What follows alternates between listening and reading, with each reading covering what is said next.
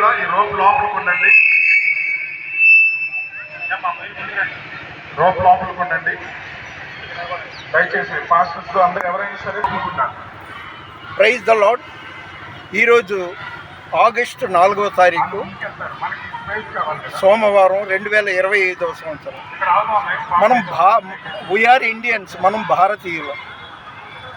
చీమకైనా హాని చేయని క్రీస్తు స్వభావం అలవరుచుకున్న వాళ్ళే క్రిస్టియన్స్.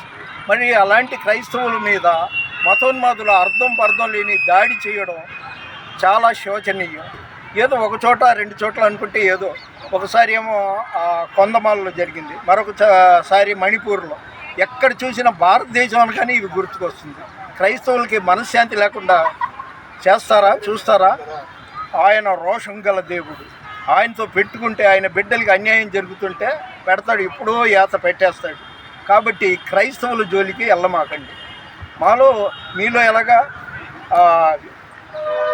మన వైష్ణవులు, శైవులు అని ఉన్నారో అలాగే క్రైస్తవుల్లో కూడా ఆర్సెము, లూథరన్ అనేక సంఘాలు ఉంటాయి. అయితే యేసుక్రీస్తు అందరికీ ప్రభు అని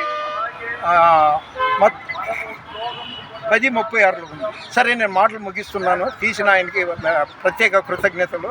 ఇప్పుడు Vijayawada bishop Azariah school ground నుండి, అంటే 4వ తారీఖు సాయంత్రం 5 గంటలకి ఈ ర్యాలీ బయలుదేరుతుంది. ఇది నా వంతు, అంటే 100 ఇటుకలో 1000 ఇటుకలు పేరిస్తే కదా ఒక గోడ అవుతుంది. అలాగే నా వంతు ఒక క్రైస్తవుడిగా, దైవ సేవకుడిగా ఇందులో పాల్గొంటున్నాను. మన వినికిడిలో దేవుడి కొన్ని మాటలు దీవించును గాక. ఈ వీడియో తీసిన వారిని, వారి కుటుంబాన్ని, ఈ యూట్యూబ్లో ఇవన్నీ చూస్తున్న వారిని దేవుడు సమృద్ధిగా దీవించును గాక. మన వినికిడిలో దేవుడి కొన్ని మాటలు దీవించును గాక.